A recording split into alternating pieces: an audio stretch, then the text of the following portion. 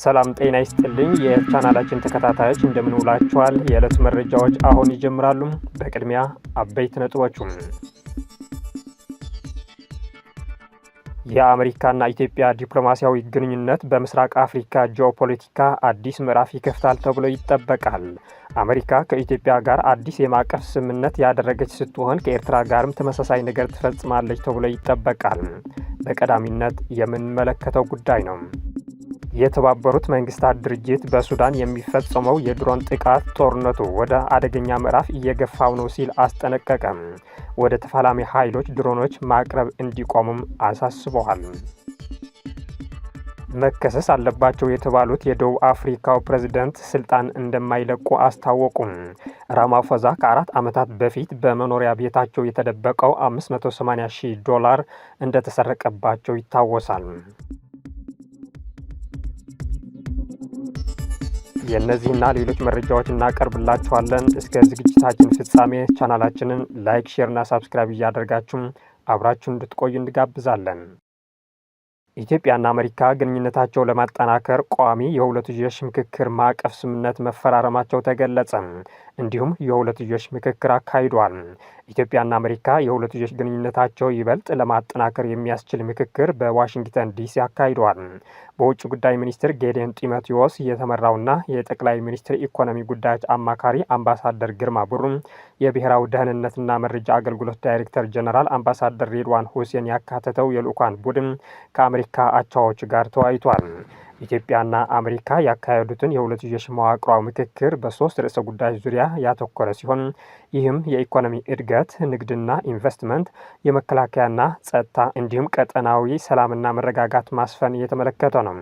የሁለትዮሽ መዋቅራዊ ምክክሩ የሀገራቱን ግንኙነት ዘላቂ በሆነ መንገድ የሚያስቀጥልና የሚያጠናክር መሆኑን የውጭ ጉዳይ ሚኒስቴር መረጃ አመልክቷል። በዚህም ሁለቱም ሀገሮች ግንኙነታቸውን ለማጠናከር ቋሚ የሁለትዮሽ ምክክር ማዕቀፍ ስምምነት ተፈራርሟል። ስምምነቱ ከኢትዮጵያ ወገን የውጭ ጉዳይ ሚኒስትር ጌዲዮን ጢሞቴዎስ እና ከአሜሪካ ወገን በአሜሪካ የውጭ ጉዳይ ሚኒስትር የፖለቲካ ጉዳዮች ኃላፊ አሊሰን ሁከር ፈርመዋል።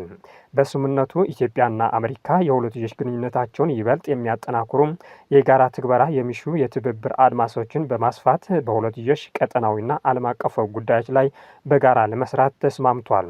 የተፈረመው የሁለትዮሽ መዋቅራዊ ምክክር በየዓመቱ አንዴ አዲስ አበባ፣ ሌላ ጊዜ ዋሽንግተን የሚካሄድ ሲሆን የሁለቱ ሀገራት ከፍተኛ ባለስልጣናት ስብሰባው በጋራ የሚመሩት ይሆናል። ይህ ቋሚ የሁለትዮሽ ምክክር ማዕቀፍ ስምምነት የሁለቱም ሀገሮች ግንኙነት ዘላቂ በሆነ መንገድ የሚያስቀጥልና የሚያጠናክር እንደሆነ የኢትዮጵያ ውጭ ጉዳይ ሚኒስትር አብራርቷል።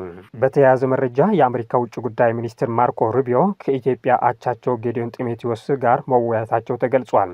አሜሪካ የኤርትራ ልዑካንም ወደ ዋሽንግተን ትጠራለች ተብሎ ይጠበቃል። አሜሪካ በኤርትራ የጣለችውን ማዕቀብ በማንሳት ከኢትዮጵያ ጋር የገባቸውን እሰጥ አገባ ለማለዘብና የባህር በርን በሰጥቶ መቀበል መርህ እንድትፈታ መግባባት ላይ ይደርሳል ተብሎም ተጠብቋል።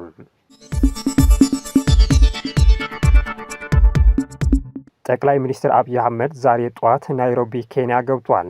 የጠቅላይ ሚኒስትር ጽህፈት ቤት መረጃ እንደገለጸው ጠቅላይ ሚኒስትር አብይ አህመድ በአፍሪካ ፎርዋርድ ጉባኤ ላይ ለመታደም ነው ናይሮቢ ኬንያ የገቡት። ፈረንሳይ ከእንግሊዝኛ ተናጋሪ የአፍሪካ ሀገራት ጋር ያላትን ጥምረት ለማስፋት ያቀደም በኬንያ የሚካሄደው የአፍሪካ ጉባኤ ዛሬ ግንቦት 4 ተጀምሯል። ይህም የፈረንሳይና የአፍሪካ የንግድና የፖለቲካ መሪዎችን ያሳተፈም አፍሪካ ፎርዋርድ በሚል መሪ ቃል የሚደረግ ጉባኤ እንደሆነም ተገልጿል። ይህ የ2 ቀናት መርሃ ግብር በቅርቡ በሳህል ቀጠና ከተከሰቱት ዲፕሎማሲያዊ ቀውሶች አንጻር ከምስራቅ አፍሪካ ኢኮኖሚዎችን ጋር የጠበቀ ግንኙነት በመፍጠር የፈረንሳይን አጋርነት የማስፋት ፍላጎትን የሚያሳይ ነው። ከፈረንሳይ ፕሬዝዳንት ኢማኑኤል ማክሮንና ከኬንያው አቻቸው ዊሊያም ሩቶን ጎን ለጎን ወደ 30 የሚጠጉ የሀገራት መሪዎች እንዲሁም ከ1500 እስከ 2000 የሚደርሱ የፈረንሳይና የአፍሪካ የንግድ መሪዎችና ባለድርሻ አካላት ይገኛሉ ተብሎ ይጠበቃል።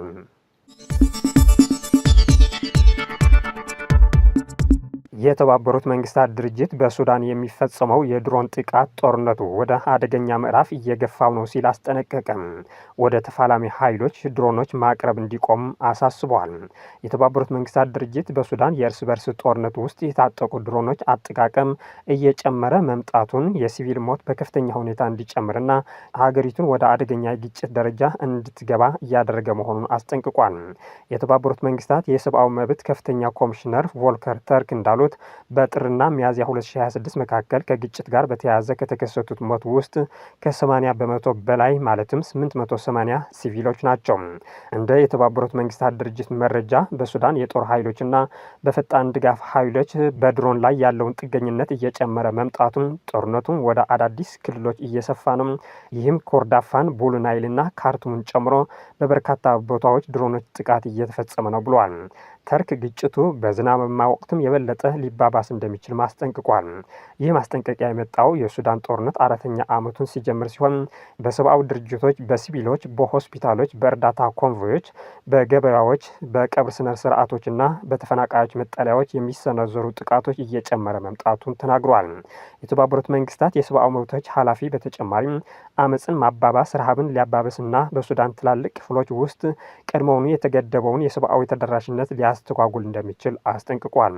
ዓለም አቀፉ ማህበረሰብ የጦር መሳሪያዎችን በተለይም የተራቀቁ ድሮኖችን ወደ ጦርነቱ ወገኖች ማስተላለፍ በአስቸኳይ እንዲቆም ጥሪ አቅርቧል። እንዲሁም ሲቪሎችና ሲቪል መሰረተ ልማቶች ኢላማ ያደረጉ ጥቃቶች መቆም እንዳለባቸው አሳስበዋል።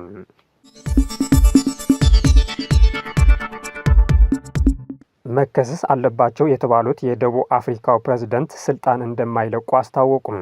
በፍርድ ቤት እንዲከሰሱ ጫና የበረታባቸው የደቡብ አፍሪካው ፕሬዝዳንት ሰሪፍ ራማፎዛም ስልጣን እንደማይለቁ አስታወቁም። ከሰሞኑ ይፋ የተደረገውና የሀገሪቱ ምክር ቤት ፕሬዝዳንቱ እንዲከሰሱ የሚያደርግበትን ውሳኔ በፍርድ ቤት እንደሚታገሉም ገልጿል። ራማፎዛ እዚሁ ነው የምቆየው፣ ስልጣን አልለቅም ብሏል።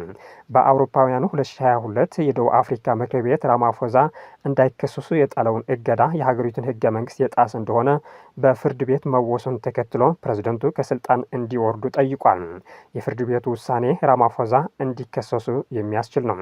በደቡብ አፍሪካ ገጠራማ አካባቢ ከሚገኘው የራማፎዛ መኖሪያ ቤት ሶፋ ስር የተደበቀ $580,000 መሰረቁ የተገለጸው በ2022 ነበር። ዝርፊያም ተከትሎ ፕሬዝደንቱ ጥያቄዎች ሊቀርቡላቸው እንደሚገባ ገለልተኛ ቡድን አስታውቋል። ፕሬዝደንቱ ከቤታቸው የተዘረፈው ገንዘብ ከየት እንደተገኘ አለማሳወቃቸው ውዝግብ አስነስቷል። ራማፎዛ ግን ያልተገባ ድርጊት አለመፈጸማቸው ነው የሚገልጹት። ገንዘቡ የተገኘው ህጋዊ ከሆነ የቀንድ ከብት ንግድ መሆኑም ተናግረዋል። በወቅቱ ራማፎዛ ላይ ክስ ለመመስረት የቀረበውን ሀሳብ የሀገሪቱ ምክር ቤት በሰጠው ድምፅ ውድቅ አድርጎት ነበር። ራማፎዛም ፍርድ ቤቱ ጉዳይን በድጋሚ እንዲያጤነውና ውሳኔውን እንዲቀለበስ እንደሚጠይቁ ገልጿል። ፍርድ ቤቱ ውሳኔው ያሳለፈው በሰሚ መረጃ ላይ ተመስርቶ ነው ብለዋል።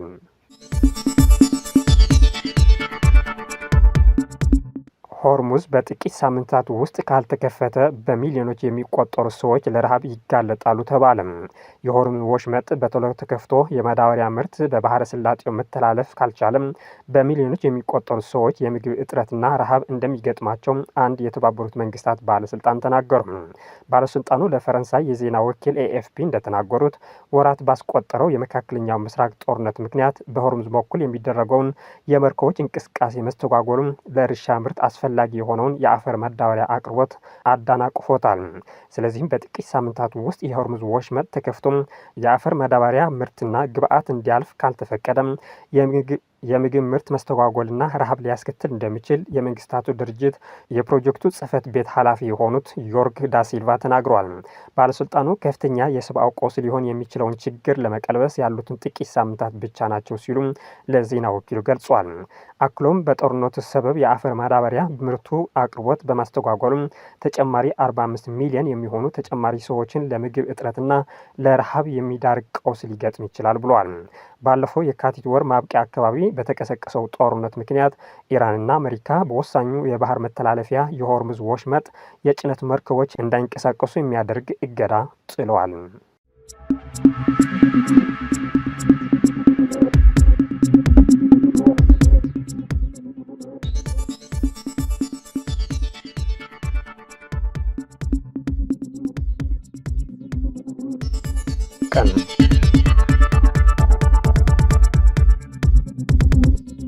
መረጃዎቻችን እነዚህ መስሉ ነበር። ስለተከታተላችሁ እናመሰግናለን። መልካም ጊዜም